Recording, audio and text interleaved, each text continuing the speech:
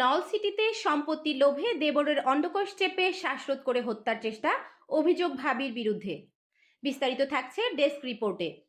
ঝালকাঠির নলছিটিতে পারিবারিক কবরস্থানের পথ নিয়ে বিরোধের জেরে নারীসহ দুইজনকে মারধরের অভিযোগ পাওয়া গেছে। এই ঘটনায় ভুক্তভোগী বাদল মাঝির ছোট বোন মোসাম্মদ রিনা বেগম 36 বছর বাদী হয়ে নলছিটি থানায় লিখিত অভিযোগ দায়ের করেছেন।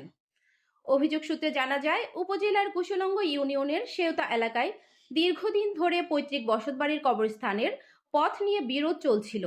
এরই ধারাবাহিকতায় গত 15 ফেব্রুয়ারি 2026 দুপুর আনুমানিক 2:30 সোহাগ মাঝি, মামুন মাঝি, মিন্টু মাঝি ও নায়েম মাঝি সহ কয়েকজন হাতে লাঠি সোঁটা নিয়ে বাদীর ভাই বাদল মাঝির ওপর হামলা চালায়। এতে তার পিঠ, হাত ও কোমর সহ শরীরের বিভিন্ন স্থানে নীলাফোলা জখম হয়।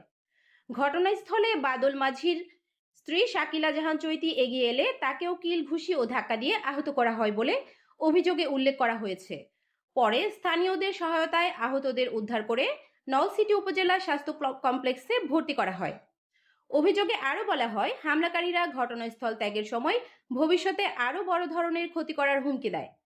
ভুক্তভোগী মোহাম্মদ বাদল মাঝি বলেন, তিনি বাবার একমাত্র ছেলে সন্তান হওয়ায় দীর্ঘদিন ধরে চাচাতো ভাইয়েরা তাকে হত্যার হুমকি দিয়ে আসছিল এবং সম্পত্তি দখলের চেষ্টা করছিল। সর্বশেষ ঘটনায় পরিকল্পিতভাবে তাকে হত্যার উদ্দেশ্যে মারধর করা হয়।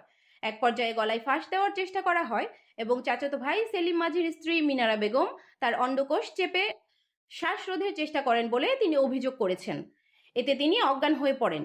পুরো ঘটনা তার বাড়ির সিসিটিভি ফুটেজে ধারণ করা হয়েছে বলেও দাবি করেন তিনি।